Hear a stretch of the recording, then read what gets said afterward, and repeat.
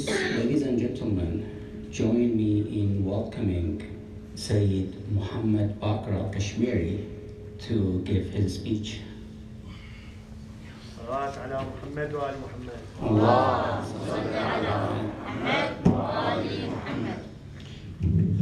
Assalamu alaikum wa rahmatullahi wa barakatuh. Good morning, everybody. اسمحوا لي أتكلم إنجليزي.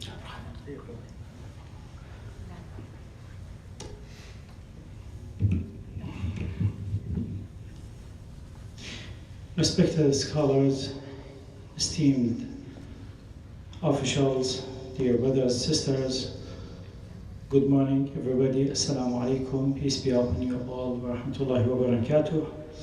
I am Sayyid Kashmiri. I'm working for Imam organization. It's a liaison office of Grand Ayatollah Sayyid Sistani, who is the worldwide jurist of Shia Muslim communities in the world. Our main office in Detroit, Michigan, and we have another office in Washington, D.C., Northern Virginia.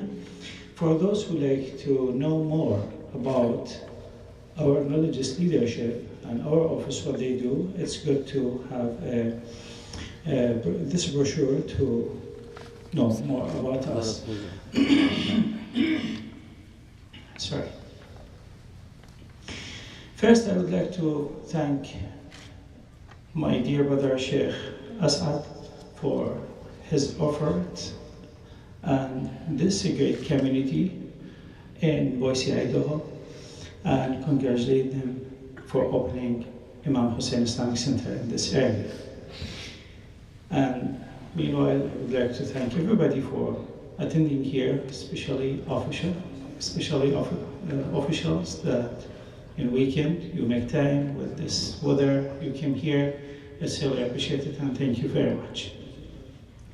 Very brief, I want to raise 2 or 3 points if the time allows. We as an American Shia Muslim community in the United States, we are growing, we have existing everywhere in most of states from east to west. Currently, we have something around 200 Islamic centers, Shia centers, across the United States. And you might know, maybe there is more than 2,000 Islamic centers among other schools of thoughts, but this is just for Shia Muslim communities. Very brief, Shia Muslim communities, or when we say Shia Muslim, there's no big difference in beliefs, but there's difference of understanding in some common areas in Islam, as you see that in different religions, like Christianity and others. So we have different school of thought, one of them called Shia. Shia means followers. Followers whom? Here is the theological point. Start from the time of Prophet Muhammad after his death. Muslims who they follow his infallible progeny, 12 apostles, successors, called Shia. So Ahlul Bayt, also they called the family of a prophet, Ahlul Bayt. So those Shia, the Muslims who follow Salam, Prophet and his infallible progeny, 12 Imam, called Shia. Here in the United States, we exist since many, many years ago.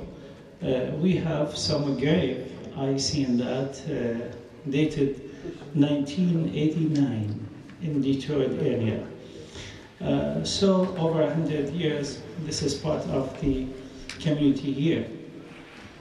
The point I want to talk about, or related to this, is America is one of the best countries that welcome everybody and give freedom and gives opportunity for people to live in how they believe, how they like to act. Just take an example about Amish people. Amish community people, they immigrated from Europe to United States for one reason only. Just they've been under persecution of religion. They had no opportunity in Europe to follow what they believe in.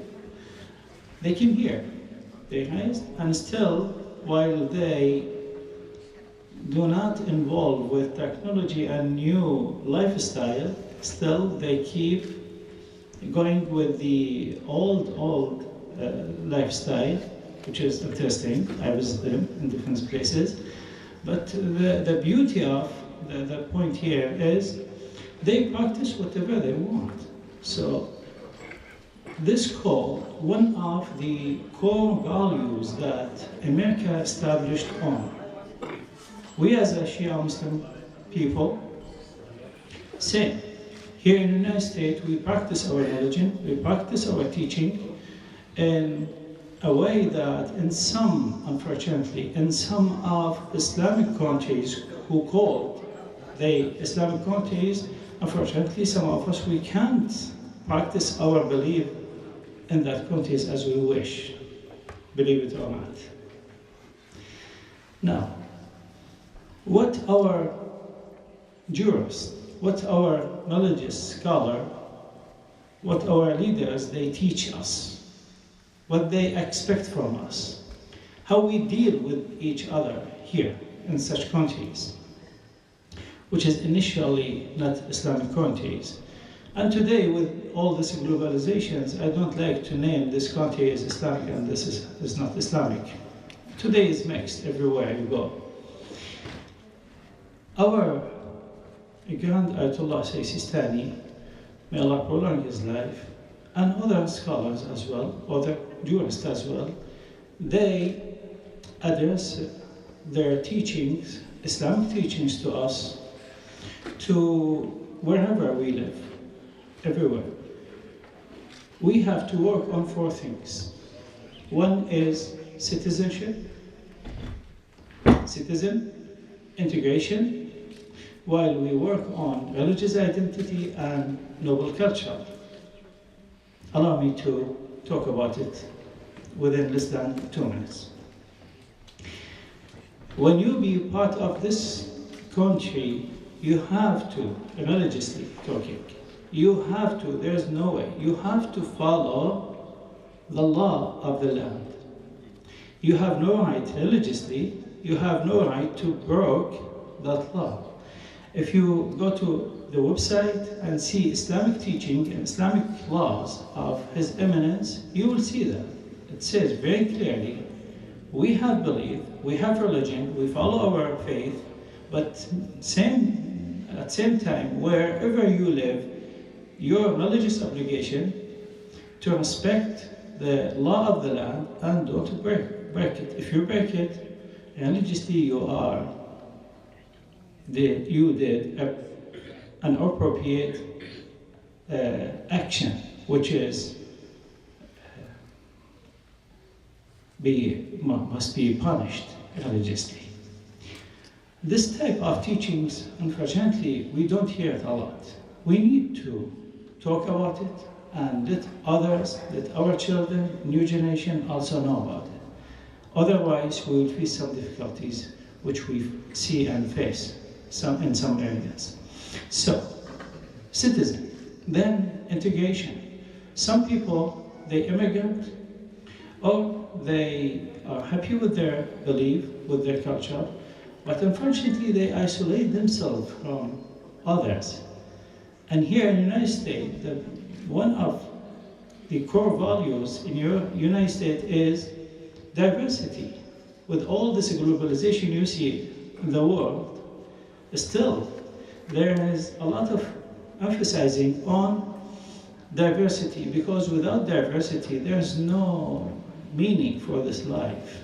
The beautiful of this life, the beautiful of this country and this land is the diversity.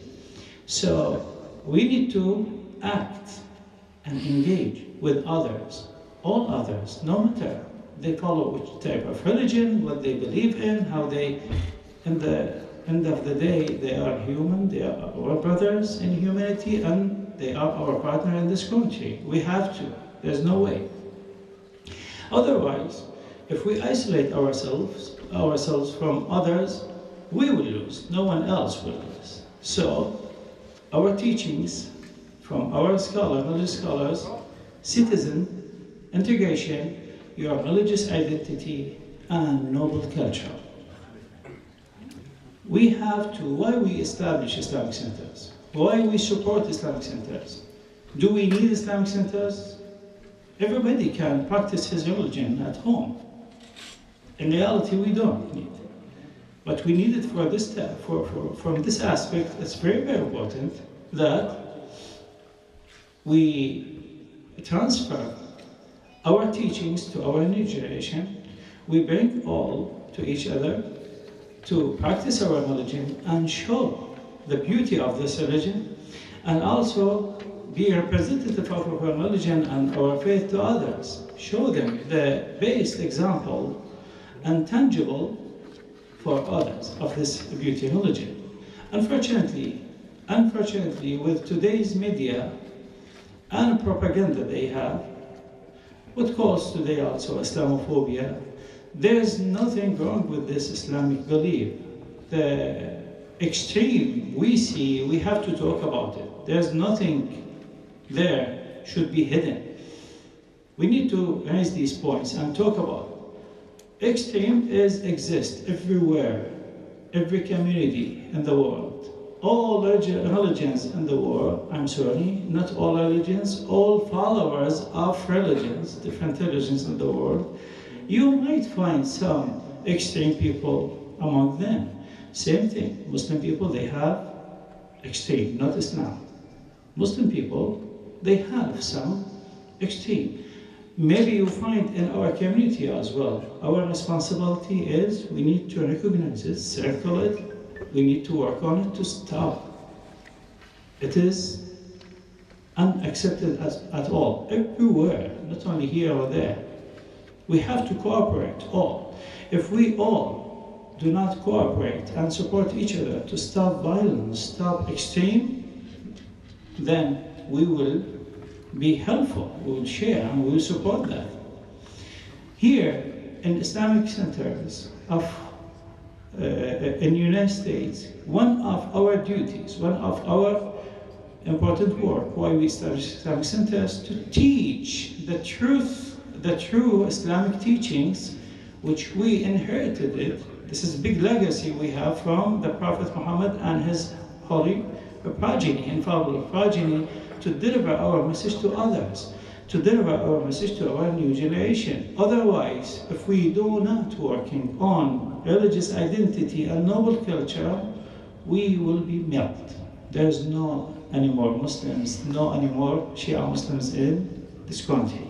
So this is part of the rights that we find and see in this land, that gives everybody his right to believe in, to act and to adopt his religious and school of thought and act as he or she wants.